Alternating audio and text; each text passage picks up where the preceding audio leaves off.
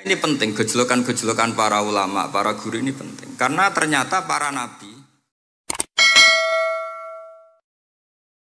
Assalamualaikum warahmatullahi wabarakatuh. Bismillahirrahmanirrahim. Tabarakalladzi nazzalal furqana ala 'abdihi liyakuna lil 'alamin nadhira. Allahumma shalli wa sallim ala sayyidina Maulana Muhammad wa alihi wa sallim asma'in amma ba'du.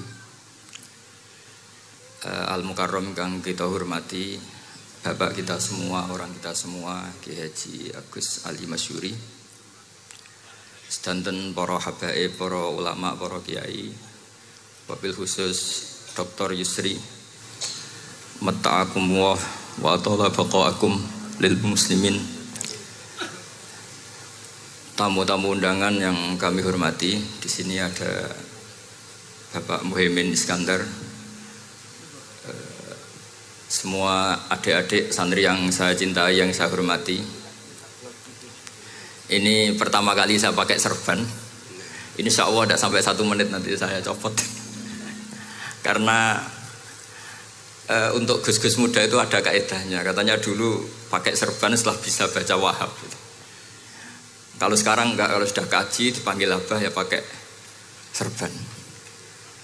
Saya ini santri sarang mulai kecil. Dulu pakai fikih, model usul fikih.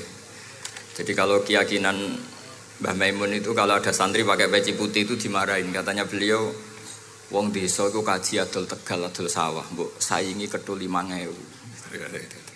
Jadi ngelarani kiai itu, ngelarani wong desa itu dosa katanya. Tapi beberapa kiai pakai peci putih karena sunat.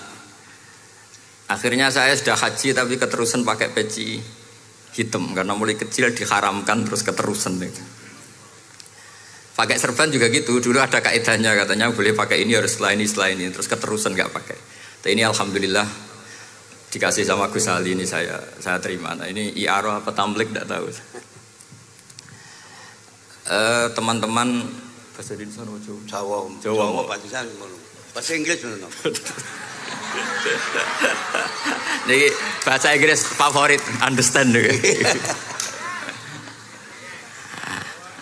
Jawa mawon nggih, santai-santai mawon nggih. Ini saya tidak tahu, saya harus istighfar atau harus syukur. Karena kenapa saya berpikir ini kalau butuh istighfar nopo syukur, mergi termasuk yang paling saya hindari itu acara seperti ini. Cuma ada 2% pengecualian, yaitu guru, keluarga, temannya bapak. Ini Gus Ali termasuk masuk kategori temannya bapak. Saya itu berkali-kali diundang acara publik itu tidak pernah mau. Satu, mungkin nggak bakat ya, nggak bakat juga nggak ingin. 2, saya tidak cukup punya kemampuan untuk menjelaskan konstruksi Islam yang utuh hanya dalam waktu 1 jam. Karena keyakinan saya ngaji itu harus khatam, karena saya ini trauma. Kalau ngaji di depan Musonnet bilang kama sayati, sebagaimana yang akan datang. Setelah belajar di belakang kama sabako, seperti yang sudah kelewat. Sehingga gara-gara itu saya kalau sinau itu khatam dari min awali hatta akhiri. Karena yang satu di depan kama sayati, setelah di belakang kama sabako apa kama takotan. Yang jelas ilmu yang saya tekuni memang ilmu tafsir. Gus Ali tahu betul tentang bapak saya. Karena mulai kecil saya ini menangi beliau belum tenar-tenar amat sampai sangat tenar, mungkin sampai langit kayak khawatir. Begini, dulu saya di sarang itu pernah rois takrib, rois fathul mu'in. Tapi yang menjadi saya tambah alim itu gara-gara gejolokan bapak begini. Hak dhisik ana wong imami saking semangate ngapalno hal ataka hadisul ghosiyah Jumat itu, karena dia ingin keren ya pakai surat panjang gitu. Terus dia datang ketika takbir langsung baca Bismillahirrahmanirrahim hal ataka hadisul ghasyiyah. Makmumnya bilang subhanallah. Karena dia agak pede dengan surat yang panjang diganti qul ya ayyuhal kafirun. Makmumnya masih bilang subhanallah. Sampai berkali-kali diganti surat kulhu, ya makmumnya tetap bilang subhanallah. Karena nggak tahu caranya mengingatkan kalau imam tuh tidak baca Fatihah. Karena ada satu cara, yaitu kon ngelingno ngangge napa? Subhanallah. Akhirnya wonten makmum sing nekat ora maca Fatihah. Nah, pertanyaan bapak saya, kamu harus berani istihad, merubah hanya satu pakem mengingatkan imam tuh pakai Subhanallah. Karena kalau kasus seperti ini nggak cukup diingatkan Subhanallah. Niki adik-adik kira-kira batal mboten ngelingno imam muni ora maca Fatihah. Kalau sampean bilang batal berarti nggak ada solusinya. Kalau bilang sah itu beberapa kalimat yang dalam pakem sholat itu napa? Membatalkan. Sampean milih batal apa enggak? Enggak polling saja kayak pemilu. Sampai saya tuh cari-cari, akhirnya ketemu juga di kitab Mizan Kubro diterangkan oleh Imam Malik bahwa kalamul musolli, musolli itu ngomong, kalau itu manfaat, tapi jangan ditiru loh ya, dan darurat, ya, dan darurat, maka itu boleh dan tidak membatalkan sholat. Misalnya imam sholat kemudian di bawahnya ada bom atau ada ular kobra, kalau nggak ada cara ya mau tidak mau harus diingatkan pakai kalimat. Karena kalau subhanallah tok nanti gonta-ganti surat saja. Tahu-tahu mati dipatok ular apa? Kobra. Sehingga dari gejolokan-gejolokan seperti itu akhirnya saya berpikir, sampai saya nyari kitab-kitab Al-Madzhabul Arba'ah, karena memang nggak cukup.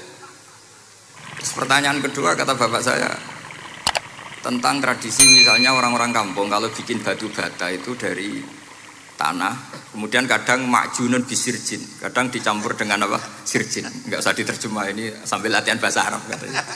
Masa pondok internasional nggak bisa bahasa Inggris sama bahasa Arab? Makjun ya.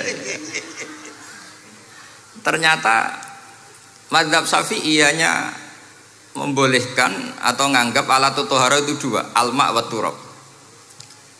Tapi ternyata dalam mazhab Hanafi termasuk alatut tadhir atau alatut tohara itu an-nar, yaitu api. Alasan Abu Hanifah, orang mukmin yang banyak dosanya itu untuk masuk surga itu disucikan dulu di neraka. Artinya an-nar itu al-mutahhirah. Nar itu gunanya mensucikan. Sehingga batu bata karena sudah mengalami proses dibakar, maka berarti suci meskipun makjunun bisirjin.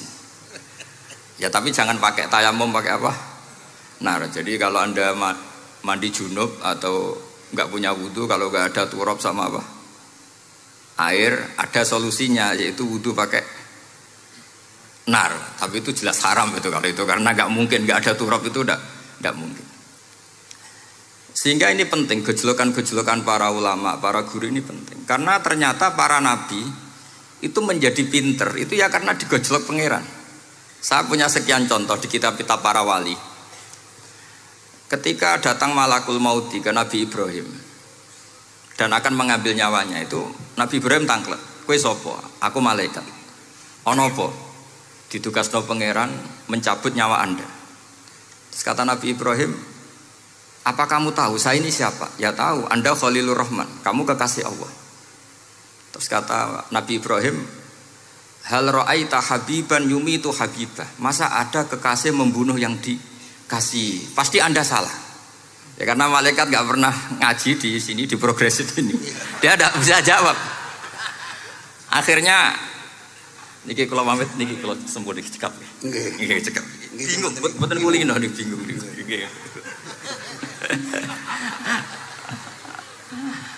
Akhirnya malaikatnya matur malih teng pangeran.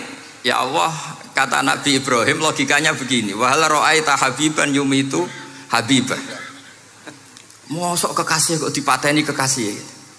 Terus kata Allah gini, ya sudah bilang gini sama Nabi Ibrahim, sama Ibrahim. Wahal ra'aita habiban yakrahu ayyalqa habibah. Mosok kekasih kok ora siap ketemu sing dikasih.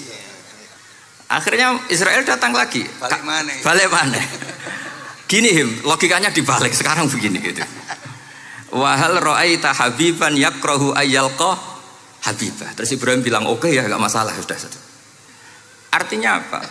Kita ini diajari satu logika.